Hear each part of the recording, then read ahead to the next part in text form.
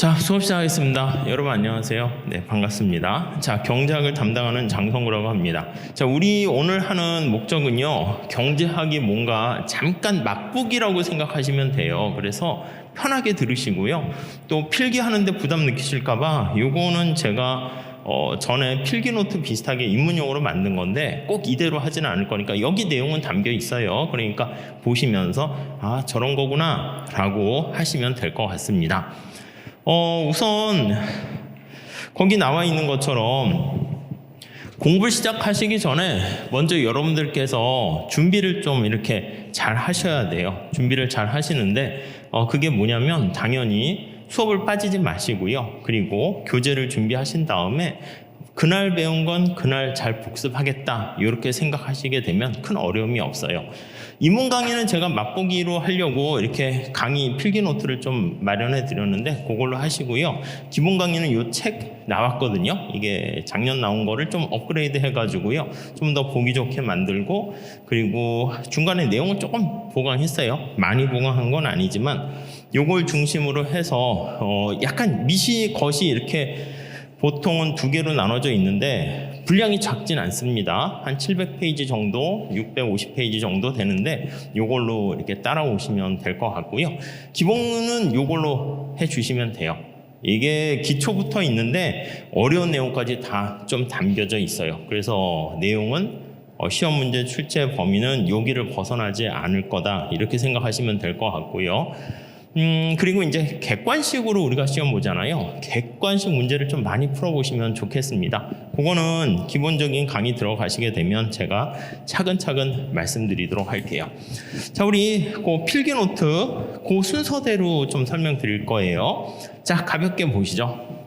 자, 포인트 1 이렇게 돼 있어요. 자, 경제학이 뭐고 어떻게 공부할까? 요거에 대해서 한번 생각해 보시죠. 경제학. 자, 입문 시간에는 여러분들이 편하게 들으셔도 되는데 기본 강의 들어갔을 때는 제가 설명회 때 말씀드린 것처럼 필기노트를 하나 준비하세요. 제가 필기노트도 따로 좀 비슷하게 만들긴 했는데 직접 하셔야 돼. 경제학 과목은요, 다른 과목과는 달리 저도 학교에서 할 때는 원론 정도는 PPT로 하면 좋아. 그래서 사진 보여주고 그래프 이동하죠. 이렇게 하면 좋은데 편하게 공부는 하는데 시간도 줄일 수 있는데 머릿속에 남는 게 없어요. 그렇기 때문에 직접 여러분들께서 그림을 그려주시고 제가 또 색깔 분필을 많이 써요. 여러분들도 그래프축 이동 전과 이동 후 이런 것도 색깔 좀 다르게 하시고 한번 그렇게까지 좀 하셔야 됩니다. 그리고 제가 생각하기에는 우리 시험이 객관식 1차만 있는 게 아니잖아요. 뭐 공무원 7급, 9급처럼 객관식만 있는 경우에는 사실 답만 잘 찍으면 되는데 우리는 논술형 시험이 2차 시험이 있다고요. 그렇기 때문에 글씨가 뭐 크게 중요한 건 아니지만 너무 악필이거나 자기 생각을 좀 전달하는데 좀 이렇게 논리적으로 좀 이렇게 보기 좋게 답안을 잘 못 쓰거나 이렇게 되면은 사실 우리가 궁극적으로 필요한 게 2차 시험 아니겠습니까? 근데 2차가 만만치 않은데 1차를 잘 해놓으셔야 돼. 그래야지 2차 공부하실 때 언제든 2차가 잘 안 되면 그 다음에 동차를 노릴 수 있도록 하려면 1차를 잘 하셔야 되고요. 그렇기 위해서는 경제학을 잘 하셔야 되는데 경제학 처음에 고통스럽지만 직접 노동을 좀 하셔야 됩니다. 그래서 필기를 좀 하기를 권해요. 근데 제가 설명회 때 말씀드린 것처럼 필기하다가 제가 그렇게 빨리 수업을 진행하는 건 아닌데 필기하다가 강의 내용을 자꾸 놓치게 되면은 그건 또 의미가 없잖아요. 그러니까 그럴 때는 필기노트의 도움을 받으셔도 괜찮아요. 아무튼 여러분들께서 글씨를 좀 많이 쓰고 그림 그리고 하는 것도 필요하기 때문에 제가 봤을 때는 제가 판서를 좀 많이 하는 편이지만 그렇게 좀 따라와 주셨으면 좋겠어요. 자, 그래서 우선 첫 번째 경제학이 뭐냐라고 하면요, 차차 우리가 많이 보긴 할 텐데요. 느낌 자체가 거기에도 나와 있는데 너무 어렵다 이런 얘기를 많이 해요. 어려워 이렇게 써 있죠. 어려워 이렇게요. 어려운 가장 큰 이유가 뭡니까 하면요, 거기에 나와 있는 사실은 제일 중요한 게 계산 문제가 있어서 좀 어려워요. 계산 문제가 있어서. 이번에는 좀 계산 문제가 조금 예전보다는 좀 난이도가 좀 떨어지거나 비중이 좀 줄어들긴 했고 말 문제가 많이 나와가지고 좀 뭐 그러는데 아니에요. 계산 문제 비중이 늘어난다는 것보다는 계산 문제에서 어느 정도 점수를 득점하지 못하면 간평사에서 경제학 점수를 일정 수준 올라가지 못해요. 지금까지는 간평사 시험 문제가 난이도가 그래도 올라가고 있는 추세이기 때문에 작년에 조금 쉬웠을 때 기준으로 하셨다가는 반드시 낭패를 봐요. 우리 경작에도 나오는데 정태적 기대라고 합니다. 나중에 풍년의 역설 비슷하게 거미집 모형 비슷하게 작년에 이랬으니까 올해도 이렇게 될 거다 아닙니다. 작년에 오히려 쉬웠으면 올해는 어려워질 가능성이 있기 때문에 사실 아닐 수도 있고요. 그렇기 때문에 우리는 수험생 입장에서는 그래도 최대한 보수적으로 준비하셔야 돼요. 그러니까 가장 어려운 수준까지 할 건 아니지만은 그 간평사 수준에 맞춰서 목표하는 점수 타겟팅이 100점 만점은 아닐 수 있잖아요. 근데 최소한 시험이 어렵건 쉽건 한 80점에서 그 언저리에서 왔다 갔다 할 수 있을 정도로 저는 한 60도 아니고 한 50 이 정도만 받아도 좋겠습니다. 50% 공부한다고 경작 점수가 50점 나오는 게 아니에요. 무슨 말씀인지 아시겠죠? 경작 점수는 나중에도 경험해 보셔야 알겠지만 난이도가 상, 중, 하 이렇게 있고 파트가 골고루 나오긴 하지만 그렇게 쫙 되어 있는 게 아니라 요즘 스타일은요 난이도가 중상 되는 문제로 가득 이렇게 차 있어요. 그러니까 그것까지 공부를 하시게 되면 점수가 그냥 80점 이상 올라가는데 그걸 좀 안 하잖아요. 안 하고 조금 약간 미흡하게 하시면 점수가 55, 60 되는 게 아니라 그냥 거의 꽈락 위기로 떨어져요. 그러니까 뭐 아니면 도예요. 아셨죠? 그렇게 생각하셔야 돼요. 그러니까 이왕 할 거면 확실하게 한 언제나 70점 이상은 맞을 수 있을 정도로 해두시면 그 다음엔요. 경제학의 특성은 휘발성이 약해요. 그러니까 그 다음에는 그냥 기본 강의도 들을 필요 없고요. 당연히 인문 강의 들을 필요도 없고요. 혹시 내가 2차 시험 봤는데 떨어졌다. 그럼 다시 1차 봐야 되잖아. 짜증나긴 하는데 그때는 그냥 객관식 문제나 좀 이렇게 구해서 다시 감을 잡고 기출문제 풀어보시면 쉽게 고득점 할 수 있어요. 아셨죠? 그런 특성이기 때문에 처음 잘 해두시면 돼요. 저는 제 강의를 들으신 다음에 경작을 어느 정도 점수 받아가지고 뭐 1차를 무난히 합격했어요 하시는 분들이 그 다음에 혹시 2차가 안 돼서 다시 오시게 되면은 1차 기본 강의 들을까요? 듣지 말라고 그래요. 그러니까 아니면 제가 잠깐 열어줘. 근데 다 기억이 나. 아니면 핵심 요약 정리 같은 걸 통해 가지고요 충분히 커버가 가능하기 때문에 조금 하실 때 잘 해주시면 좋겠어요. 자, 그런데 계산 문제가 좀 많이 나와서 좀 힘들어 하시는데요. 거기 나와 있는 것처럼 회계학도 언어인 것처럼 계산 문제 할 때 이게 수학을 쓰는데 수학은 아니고요 수식을 사용하거든요. 그러니까 수식이란 언어로 표현을 하는 거예요. 그러니까 요거에 대해서 조금만 익숙해지시게 되면은 경제학도 여러분들께서 쉽게 적응을 할 수 있어요. 많이 쓰이는 표현이 있어. 그 다음에 우리가 애플이 왜 사과냐 생각하지 않고 그냥 암기하시잖아요. 그러다가 그냥 그런가 보다 이렇게 되는 것처럼 약간 그런 측면도 있어. 제가 이해를 시켜드리긴 하지만 중간에 자 요거는 그냥 이런 개념이니까 암기하세요 라고 하는 거는 두 개를 같이 병행하시게 되면은 경제학적 마인드가 좀 쌓이면서 좀 쉽게 금방 도달해요. 아셨죠? 그렇기 때문에 우리가 뭐 수학이라는 것도 쓰기도 할 것이고 그런 것들이 하나의 언어다 이렇게 생각하시고 몇 번 제가 강조해서 설명을 할 겁니다. 그럼 쉽게 극복할 수 있을 거예요. 자, 그 다음에 거기에 나와 있는 것처럼 경제학은요 그래프를 이용해 가지고 또 어렵다 이렇게 생각하는 게 있는데 그래프는요 별거 아니고요 관심사가 되는 두 축과의 그 관계를 설명하는 겁니다. X축, Y축이라 하죠. 여기를 X축, 여기를 Y축 이렇게 돼 있어요. 자, 여러분들 생각해 볼게요. X축을 밥이라고 할게요. 밥을 먹는 뭐 식사 끼니 개수라고 하고요. 이게 키라고 할게요. 모양이 어떤 모양을 지니게 되겠어요? 밥을 먹으면서 키가 나이도 여기 영향 미치겠지만 이렇게 처음엔 커져. 그러다 나중에는 키가 어느 정도 이렇게 될 수 있겠죠. 아니면은 공부도 마찬가지예요. 공부 시간, 시험 기간이에요. 그리고 이쪽이 점수, 이 두 개의 관계야, 두 개의 관계.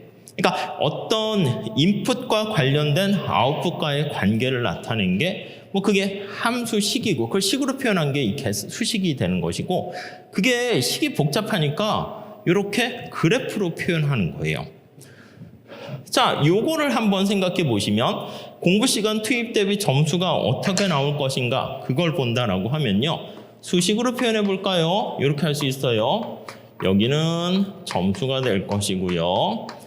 F는 그냥 펑션이란 뜻이에요. 그냥 뭔가 연결을 시켜주는 거예요. 그래서 점수와 뭐와의 관계? 공부 시간. 이렇게요. 근데 공부 시간이 증가하면 점수는 증가하긴 증가하겠죠. 증가하지 않을 수 있지. 근데 우리 간평사 시험 같은 경우에는 어떻게 되냐면 공부 시간이 증가하면요. 점수가 처음엔 별로 올라가지가 않아요. 이게 여러 가지 지식이라는 것도 그런데요. 공부할 범위가 되게 많아서 그래요. 처음엔 점수가 이렇게 그대로 제자리 걸음이야. 그래서 이제 문제가 뭐냐면 각종 고시 공부의 단점이 뭐냐면 힘들어요. 내가 오늘 하루 열심히 공부했는데 그 성과가 바로 드러나지 않는 거야. 그래서 점수가 안 오르다가 어느 순간에 이렇게 올라간다니까. 그러다 또 정체 구간을 겪게 되고요. 또 어느 순간에 올라가요. 그래서 이제 이 계단식으로 올라가는 경우가 있기 때문에 처음 공부하실 땐 좀 재미는 있지만 여러분들이 욕심내지 마세요. 제가 하는 대로 하세요. 우리는 기본 강의 때 설명드리고 문제를 조금 풀어드리긴 할 건데 혼자 다른 객관식 문제를 찾아서 풀어보시면 안 풀려요. 아직 거기까지는 아니야. 그래서 기본 동작을 좀 말씀드린 것이기 때문에 그걸 익히신 다음에 문제는 또 다시 또 같이 풀면서 습득을 하셔야 되는 거예요. 정리를 하게 되면은 이런 관계의 그림을 그릴 수가 있겠죠.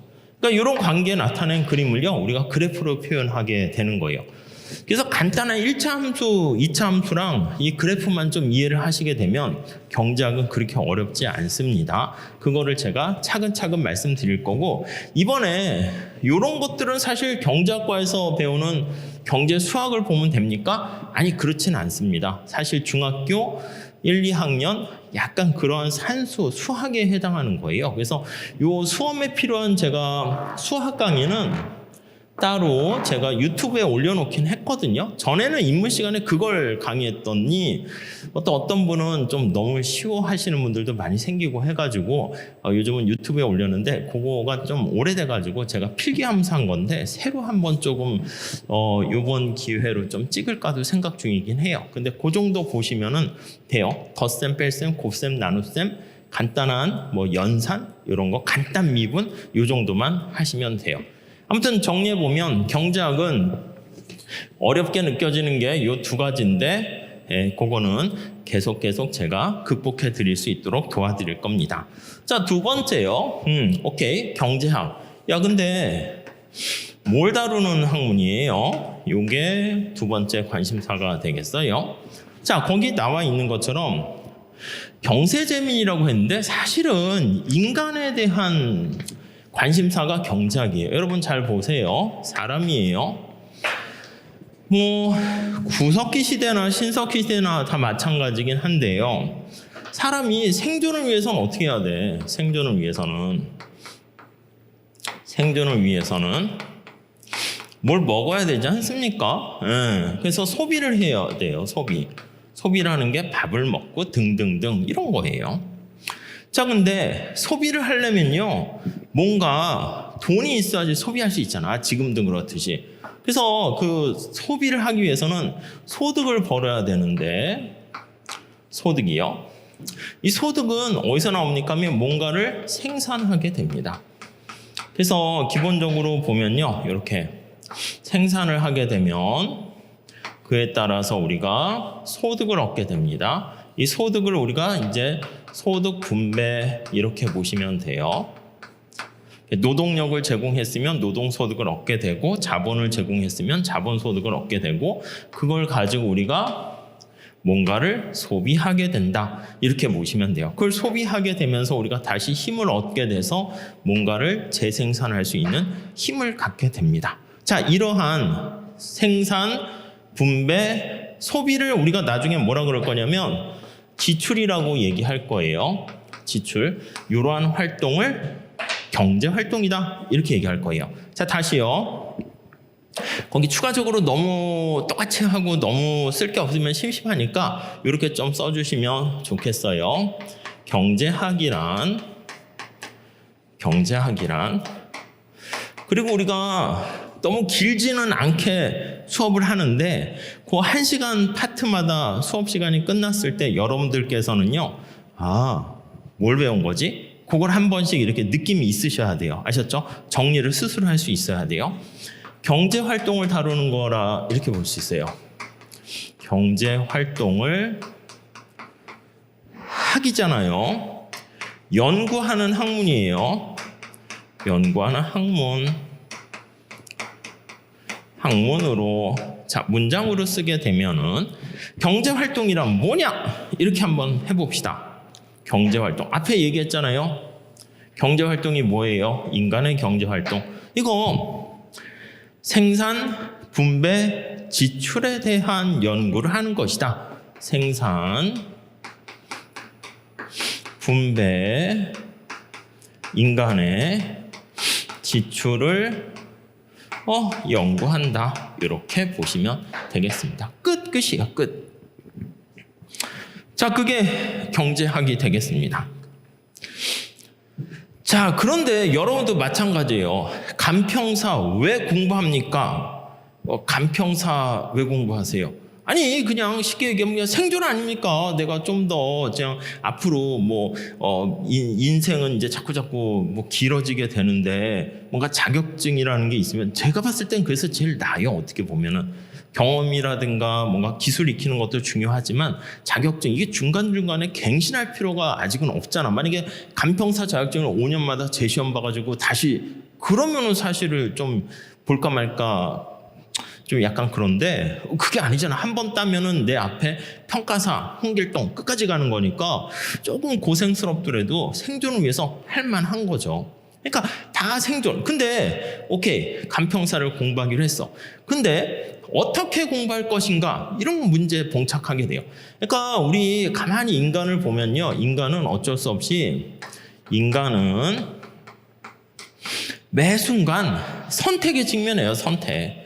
이 사실은 그래요. 그래서 제가 생각할 때는 경제학은 뭐에 대한 학문입니까? 무엇을 연구하는 학문입니까? 이런 거 다 필요 없고요. 매 순간 선택에 직면하는데 어떻게 선택하면 잘 선택할 것인가 그걸 다루는 게 경제학이다. 이렇게 보시면 돼요. 그래서 선택을 해야 되는데 여기로 갈게요. 선택에 직면하게 되는데 이 선택을 하게 될 때 이왕이면 잘 선택해야 되겠다.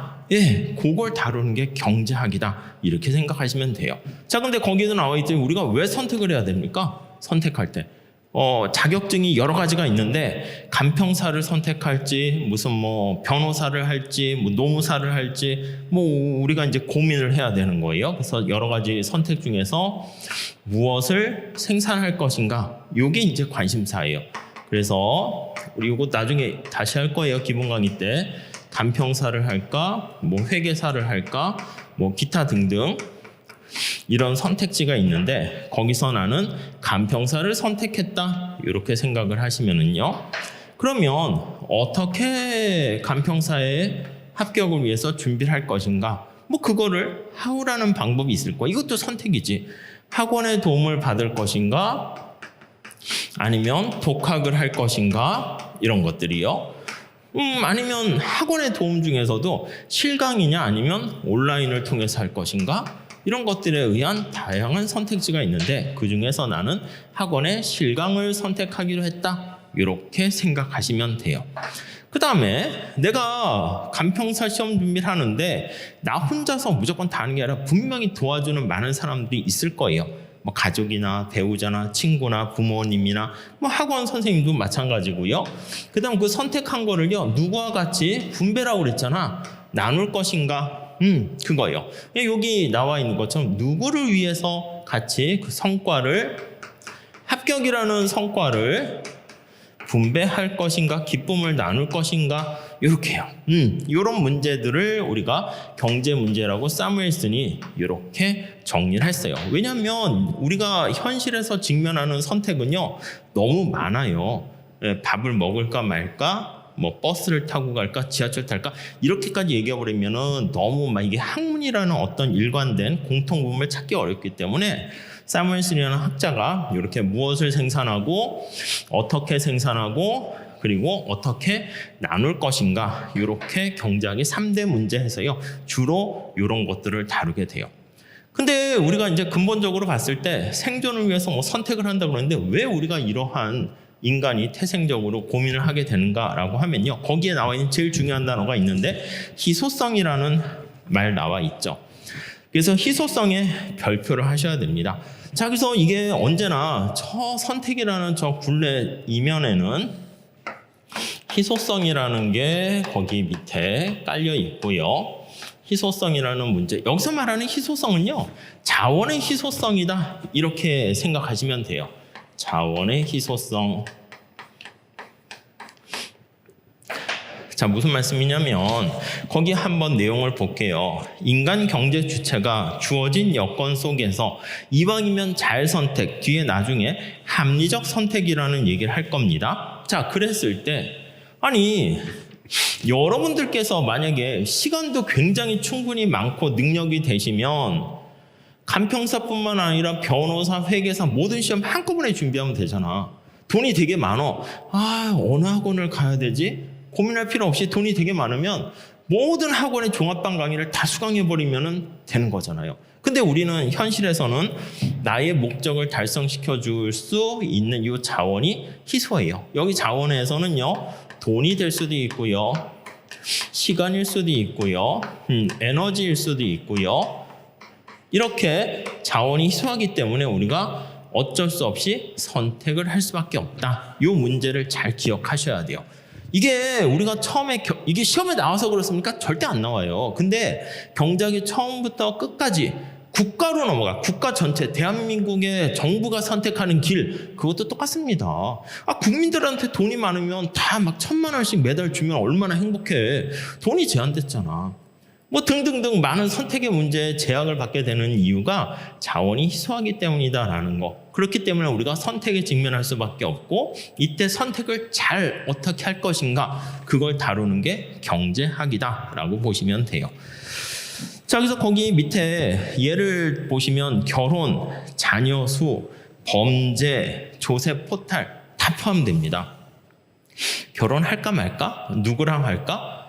이제 결혼 지겨워. 얼마 기간 동안 결혼 생활 유지할까? 다 선택의 문제야. 자녀도 마찬가지입니다. 아기를 낳을까 말까? 낳기로 하면 몇 명 낳을까? 한 명 낳았을 때 거기서 얻게 되는 즐거움이 있는데 거기서 발생하는 비용, 육아뿐만 아니라 교육 비용, 이거 부담스러워, 야 그만 낳자, 이렇게 선택을. 그러니까 사실 그게 가족의 경제학이라 하는데 경제학을 게리 베커라는 학자가 다 그렇게 접근해 버리니까 좀 그렇잖아. 인간의 결혼 생활까지 그렇게 너무 이렇게 기계식으로 재단하는, 야 이건 너무 비인간적이지 않느냐라고 해서 비난도 받았지만, 뭐 노벨 경제학상이라는 게 새로운 지평을 연 사람들한테 주는 것이고 나름 새로운 시각을 제시했다 해서 노벨상을 받게 됩니다. 아무튼 그래서 경제학은 되게 냉혹하다, 뭐 그런 비판도 받긴 하지만 맞습니다. 지금 얘기했던 그 선택의 원리, 접근 방법이 다 적용돼요. 그래서 한마디로 말씀드리면 거기 옆에다 하나 써주세요.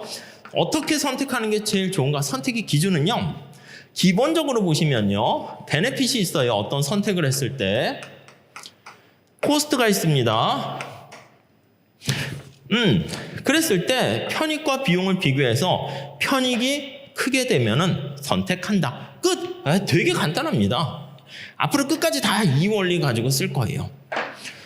야, 그 수업 들어야 돼, 말아야 돼? 야, 수업을 1시간 들어봤더니, 야, 내가 말이야, 뭐 이래저래 힘든 데다가, 야, 강의도 별론 것 같아. 얻게 되는 이득은 없는데, 그냥 시간만 낭비인 거죠. 안 듣는 거죠, 뭐.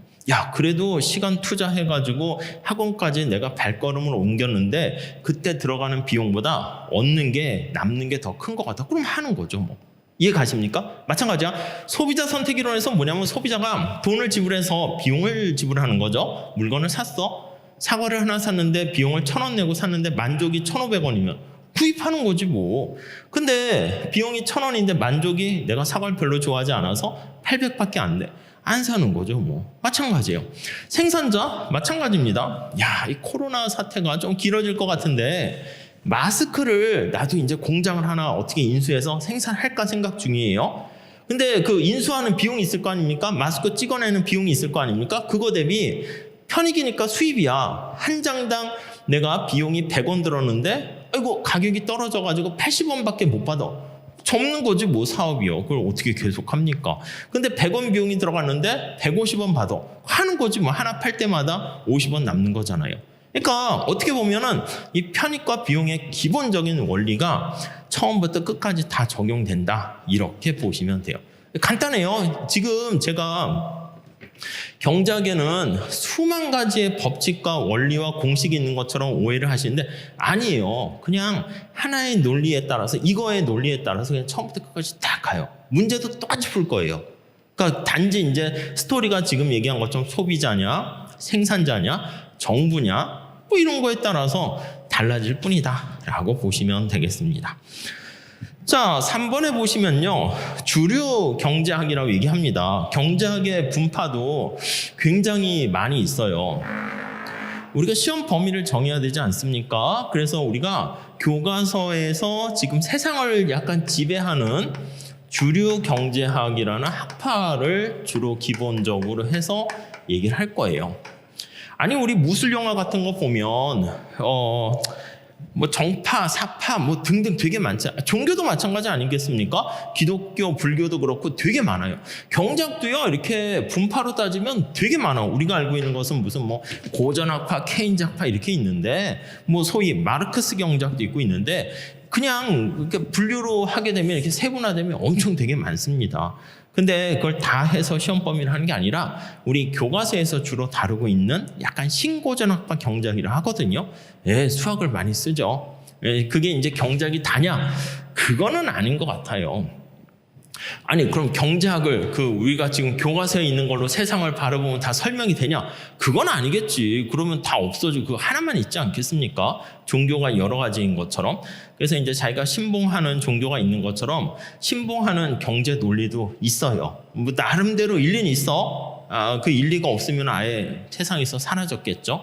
근데 우리가 지금 하는 거는 인간을 다루는데 지금과 같은 이런 기계식으로 하는 약간 수학을 많이 가미된. 그러니까 제가 봤을 땐 저는 별로 좋아하지는 않아요. 아니 무슨 알파고도 아니고 이렇게 딱 인풋 아웃풋 이런 관계로만 너무 하기는 그렇긴 해요. 그래서 요즘은 행동경제학, 행태경제학에서 심리학과 접목하는 그런 게 이제 대두되고 있긴 한데, 근데 아무튼 지금 시험 문제에서는 우리가 주류경제학인 수식, 그래프 쓰는 걸 대상으로 할 겁니다. 아니 그럼 그거 배워서 밖에서 쓸모가 없습니까? 아니 그건 아니죠. 쓸모가 있어요. 그리고 우리가 생각하는 게 경제학적인 이러한 사고 방식을 배우는 거지. 아니 우리가 축구 동작을 배운다 해가지고요. 그러니까 가끔 아니 간평사 하는데 왜 경제학이 왜 필요해? 아니요. 경제학적인 사고 방식을 탑재한 간평사랑 그렇지 않은 간평사랑 분명히 다를 거예요. 그러니까 축구를 우리가 뭐 손흥민한테 배운다고 하면 손흥민이 기본 동작을 가르쳐 주는데 그거 배웠다고 바로 실전해서 그렇게 손흥민급으로 올라갑니까? 아니에요. 그런 원리를 배운 다음에 그건 여러분들이 현업에서 활동하시게 되면서 경제학자 아니더라도 분명히 보는 눈이 달라지게 됩니다. 그러한 분석 툴을 배우게 된다라고 보시면 되겠어요. 자, 밑에 보시면 사람들의 경제 활동인데 제가 지금 말씀드린 생산, 분배, 소비 그거 좀 잘 체크하세요. 그게 우리의 관심사가 되는 것이고요. 자, 그런 것들이 주로 어디서 이루어집니까? 라고 하면요. 밑에 마켓이라고 시장이라고 되어 있죠. 네. 자, 우리 시장이라고 얘기할 건데요. 마켓이라고 얘기합니다. 자, 시장에서 이루어지기 때문에 우리는 경제학을 시장에 대한 학문이다. 이렇게도 얘기할 수 있어요. 그러니까 두 개 짬뽕하면 어떻게 돼요? 야, 경제학이 뭐 하는 거야? 관심 대상이 시장이야. 또 무슨 단어 들어가야 돼요? 선택이야. 그러니까 시장에서 이루어지는 다양한 선택에 대해서 다루는 학문이 경제학이다. 이렇게 보시면 돼요. 자, 다시요. 아니 수업이 이제 끝난 다음에 우리 계속 할 건데 이제 1시간이나 1시간까지는 아니고 보통 저는 한 50분 수업하고 10분 쉬고 이렇게 할 거예요. 뭐 오늘은 좀 입문이니까 예외로 좀 짧게 하려고 하긴 하지만 짧게 갈 거예요. 자, 정리를 하면 그 끝났을 때 제가 강조는 해드리지만 나름대로 뭔가 머릿속에 자기만으로 저 주관식 시험 아닌데요.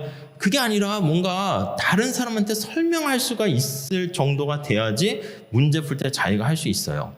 그러니까 축구 선수들이나 운동 선수들이나 농구 선수들이나 공 같은 거 막 갖고 놀잖아요. 골프 선수들은 채 갖고 막 이렇게 공을 탁탁탁 치거든요. 아마추어가 어떻게 그렇게 해? 항상 골프공하고 같이 놀게 되면은요. 왜냐하면 현진한 회계사 그 회계 원리 강의하시는 그분이 골프를 너무 좋아해가지고 뭐 그래서 말씀드린 건데 그냥 프로급 되려고 하면은요 그냥 하루 종일 그것만 생각을 해야 되는 거야. 그러니까 우리가 생각하는 가수도 마찬가지잖아. 아마추어 할 때 오 노래 잘하네 이렇게 하는데 또 프로 가수가 이렇게 진짜 가수가 노래하면 오 이거 넘사벽이네 이런 느낌이 약간 있단 말이야. 그러니까 아마추어 기로 그러니까 저의 막기로 들었을 때는 둘 다 잘하네 이렇게 되지만 전문가가 봤을 때는 약간 차이가 있어요. 그러니까 앞에 가수 이거 하나 붙는 게 뭐 댄스 가수들도 요즘 노래 잘하잖아요. 완전히 그냥 얻어지는 게 아니라니까요. 그러니까 여러분들이 생각할 때 앞에 평가사, 홍길동 평가사 에이 그거 뭐 요즘 뭐 널린 게 무슨 박사고 널린 게 약사고 무슨 널린 게 평가사고 뭐 다 널린 게 변호사고 이렇게 그냥 쉽게 얘기하는데 아니에요. 어디 뭐 널렸어 널리긴 안 널렸어요. 그리고 앞에 요 새 자기 이름 앞에 뭐 평가사 이런 말 하나 붙게 되면 그 자체가 그냥 인정을 받게 되는 거예요. 딴 사람 만날 때 자격증의 장점을 나중에 한번 또 말씀드릴 때가 있겠지만은 그러니까 자기를 소개할 때 좀 편해요. 안녕하세요. 저는 평가사 누구입니다. 그럼 끝이야. 제가 어디의 전문가입니다. 이렇게 되는 거지. 물론 이제 그 안에 들어가면 달라. 저 의사 누군데요? 그럼 의사도 심장인지 뭔지에 따라 전문의가 전문가로 가려면 그 세분화가 더 깊이 이렇게 들어갑니다. 근데 그게 아니면 당신 뭐 잘하세요? 아 제가요 부동산에 대해서 좀 압니다. 애매하잖아. 물론 이제 실력을 드러낼 수는 있어. 진짜 그 사람이 실력이 있으면 자격증이 중요한 게 아니라 드러나는데 시간이 오래 걸려요. 그러니까 우리가 뭔가 어디에 취업하거나 무슨 일을 맡을 때 먼저 빨리빨리 이렇게 해서 일을 처리하지 요즘 같은 빠른 시간에. 근데 당신 누구세요? 저 평가사 누군데요? 그러세요? 그럼 뭐 부동산이나 이런 거나 뭐 감정하는 거 이런 거 잘 하시겠네요? 뭐 제 일이죠. 그럼 그냥 바로 끝나는 거지. 그렇기 때문에 이게 되게 중요합니다. 예, 아마 밖에 나가셔서 진짜 하시다 보면 그래서 자격증이 있는 거랑 없는 거랑 달라요. 뭐 다 그래요. 예, 뭐 그래서 다들 뭐 자격증이라든가 학위도 따려고 요즘 뭐 학위 따는 사람 많죠. 직장 다니면서 따는 사람도 많아요. 저 경작에 대해서 잘 알아요. 예, 그러시군요. 저 경작 박사인데요. 끝나는 거지 뭐 사실 뭐. 그러니까 뭐 저 가수 누굽니다. 아무나 가수라는 말을 붙여요? 안 붙여 사실. 아무튼 그렇습니다. 그래서 다시 정리하면 경작이 뭘 다루는 학문입니까? 시장에서 이루어지는 다양한 선택에 대해서 다룹니다. 그걸 하나 이제 현미경 갖고 타고 들어가는 거죠. 시장이 뭐예요? 시장이 뭡니까? 이렇게 물어봐요. 시장이요. 마켓인데 거기 나와 있어요. 여기 물건을 사는 사람과 파는 사람들이 모여있는 장소를 시장입니다. 이렇게 얘기할 수 있어요. 자, 여기 물건을 사는 사람들이에요. 그걸 소비자라고 해요. 수요자라고도 할 거야. 바이어. 이렇게요. 용어들은 어려운 용어는 아니지만요. 입에 이렇게 달달달 붙이셔야 돼요. 거듭 말씀드리는데 매 시간 쉬는 시간 끝난 다음에 그냥 하시지 마시고요. 그것도 괜찮아요. 멍 때리는 것도 우리는 뇌가 정리하긴 하는 거거든요. 근데 여러분들께서 자꾸 읊조리시고 그리고 이제 좀 일어나서 운동 좀 하시고 뭐 등등등 해보세요. 아니면은 제가 판서를 막 이렇게 확확 지우고 그러지 않거든요. 그래서 제가 칠판 강의를 선호하는 것도 사실 저 전자칠판도 아예 없앴으면 좋겠어. 그렇게 되면은 쫙 판서를 하면요. 제 강의는 그냥 원래는 칠판 한 판 쓰면 쉬는 시간이에요. 무조건. 그러니까 이제 여러분들이 예측 가능한 거죠. 잠깐 언제 쉬는 거야? 나 화장실 가야 되는데 그럴 필요가 없어요. 요만큼 남았잖아. 그럼 아직은 안 쉬는 거예요. 무슨 말씀인지 아시겠죠? 뭐 약간 그렇게 하려고 하는데 요즘은 좀 전자칠판도 막 생기고 해가지고 좀 달라지긴 한데 기본적으로는 그렇습니다. 자, 여기 기업들이 있을 거예요. 물건을 생산하는 공급자라고 얘기해요. 이렇게 다양한 기업들이 있을 거예요. 이거를 공급자, 생산자 이렇게요. 자, 셀러 이렇게. 그러니까 생산해서 메이커라 보시면 돼요. 서플라이어 이렇게 보시면 돼요. 만들어서 판매하는 주체다라고 보시면 되겠습니다. 자, 이 둘이 모이는 장소가 바로 시장이다. 이렇게 생각하시면 되게 당연한 겁니다. 아니, 내가 만약에 고기를 사러 가. 그럼 어떻게 어디 누가 고기를 갖고 있는지 모르잖아. 마트에 가면 돼. 시장에 가면은 고기를 파는 사람이 있어. 내가 고기를 생산했어. 아니, 내가 생존을 위해서 이걸 누군가에게 좀 바꿔가지고 옷을 사 입어야 되는데 추워 죽겠는데 누구랑 옷을 맞바꿉니까? 1대1로 물물 교환하려고 그러면 사람을 만나기가 어려워요. 근데 시장에 가면 옷을 갖고 있는데 고기를 원하는 사람을 만날 수가 있어요. 그래서 여기 지금 말씀드린 것처럼 시장이라는 것은 수요자와 공급자가 만나는 장소고요. 만나서 뭐가 이루어집니까 하면 뭐가 이루어져요? 사고 파는 거잖아요. 사는 사람, 파는 사람. 그것을 우리가 교환이다 이렇게 얘기합니다. 자, 그리고 누가 강제했어요? 강요했어요? 아니라니까.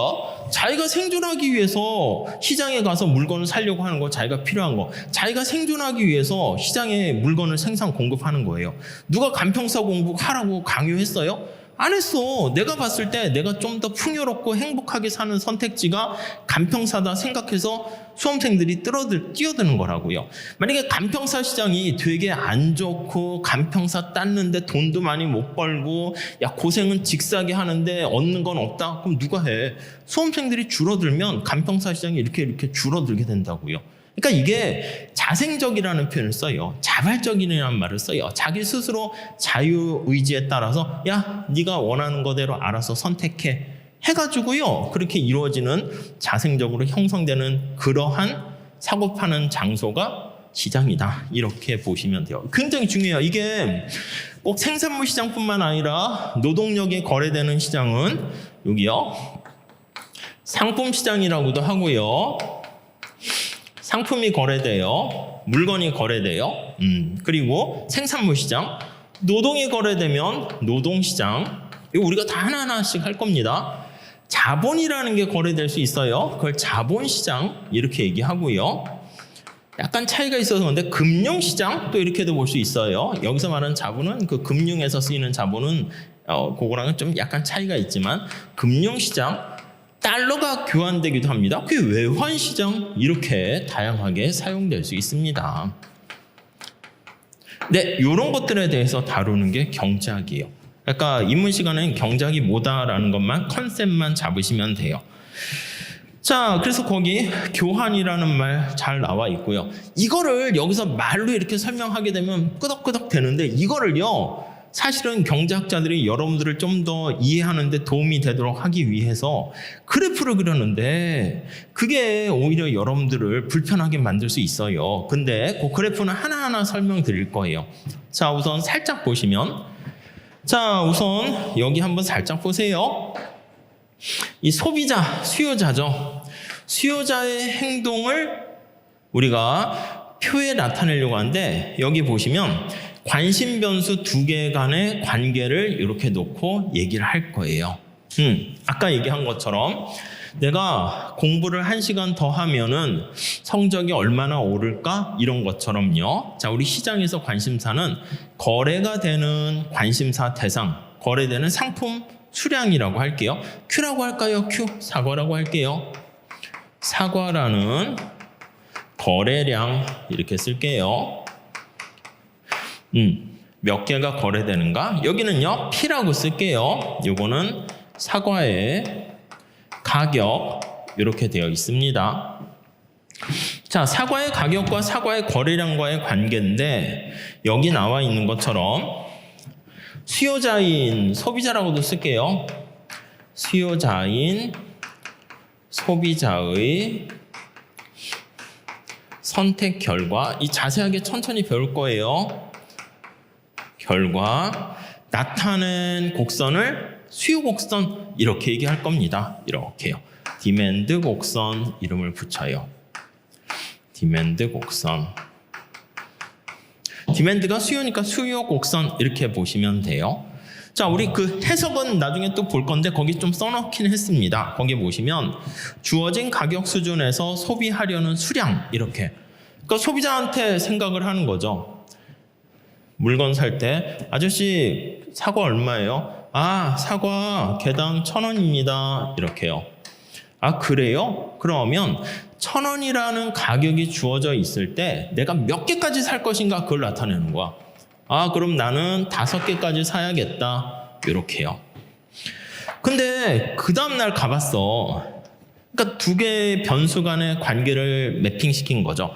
아저씨 사과 얼마요? 아, 사과 가격이 글쎄요. 이유는 모르겠지만 떨어졌어요. 그냥 800원에 받을게요. 이러면. 그러면 우리가 그냥 직관적으로 생각해도 아, 더 많이 사야겠다. 이렇게 생각한다고요. 7개 사야겠다. 뭐 이런 식으로요. 이해가세요? 그래서 이 수요 곡선이라는 것은 주어진 가격 수준에 대해서 몇 개를 살 것인가 그걸 나타낸 이 점들을 연결한 곡선이다 라고 보시면 돼요. 결론은 뭐가 느끼셔야 되냐면 수요 곡선이나 주어진 가격 이게 중요한 게 아니라 수요자인 소비자의 선택의 결과로 나타낸 게 그게 수요 곡선이구나. 끝. 이게 더 중요한 거예요. 그러면 공급 곡선은 뭘 뜻하는 걸까요? 공급자의 다양한 선택의 결과가 나타낸 게 공급 곡선이다. 이렇게 보면 되겠죠. 공급자는 뭐라고요? 생산을 하는 거지. 물건을 생산해서 팔아가지고 돈을 벌어가지고 자기가 뭐 또 다른 재생산을 위해서 노력하는 사람인데 이제 생각하는 거야. 아까 마스크 얘기한 것처럼 주어진 공급 곡선 이렇게 공급자의 행동을 쭉 나타내는 거 이렇게 되는 걸로 생각하시면 되겠어요. 서플라이 곡선 이렇게 얘기합니다. 곡선. 자, 공급자가 생각하는 거야. 마스크 가격 마찬가지로 사과 가격이 1,000원이면 아, 이거 나는 몇 개까지 생산할 것인가? 5개까지 생산하려고 하는 거야. 근데 나도 지금 여러분도 마찬가지야.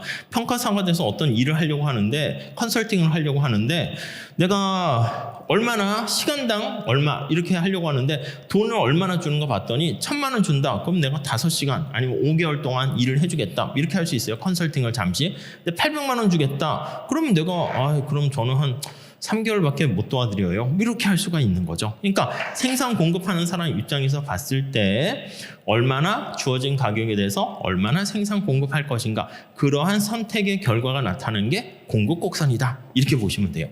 그러니까 이게 뭐 중고등학교 때는 보통 이제 그런 거 얘기하면 못 알아들으니까 가격이 얼마일 때 몇 개 생산하니 약간 그렇게 하는데 그렇게 접근하기도 해요. 우리 설명 그렇게도 드릴 거예요. 근데 그 레벨 가지고는요 문제 풀 때 못 풀어요. 레벨이 좀 너무 이렇게 낮아요. 그러니까 이걸 정확하게 좀 제대로 그 밑에 깔려 있는 것까지 이게 쫙 이해를 하셔야지 공을 가지고 놀 수 있어야지 문제 풀 때 출제자가 어떤 식으로 출제했나 보다 라고 생각하면서 찍더라도 정답에 가깝게 찍게 된다. 이렇게 보시면 돼요.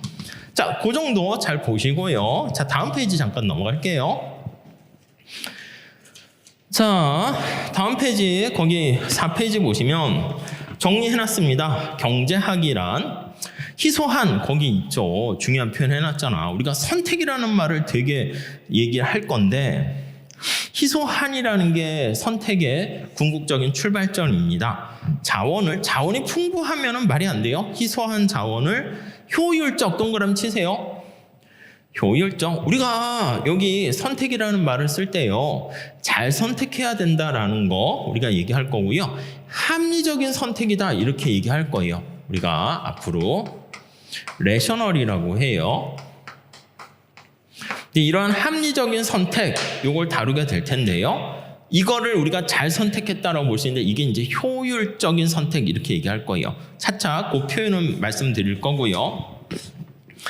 인간의 행복을 추구하는 학문. 이게 말이 행복인데 여러분 사실 생존을 하는 게 또 궁극적인 목적 아닙니까? 생존을 오랫동안 잘 생존해야 행복하게 되는 거 아닙니까? 국가도 마찬가지고 기업도 마찬가지고 그러니까 기업도 오늘 하루만 사는 게 아니라 계속 기업으로서 100년 이상 되는 기업, 그게 어떻게 보면 또 행복이라 할 수 있겠죠. 자, 그래서 아무튼 나중에 후생 경제해서 보긴 할 건데요. 행복을 추구하는 학문인데 관심 대상이 어디다? 시장에서 해결하는 방법을 연구한다.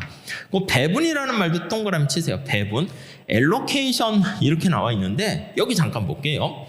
내가 소중한 나의 시간과 돈을 간평사에 쓸지 회계사에 쓸지 기타 어디에 쓸지, 나의 소중한 시간을 투자할 때 어느 학원에 쓸지, 이거요 우리가 배분하는 거잖아. 그게 다 선택이야. 선택이라는 말이 너무 일상화된 표현이어가지고 거기다가는 그냥 allocation이라는 배분 이렇게 쓴 건데 같은 말이다 이렇게 보시면 되겠습니다.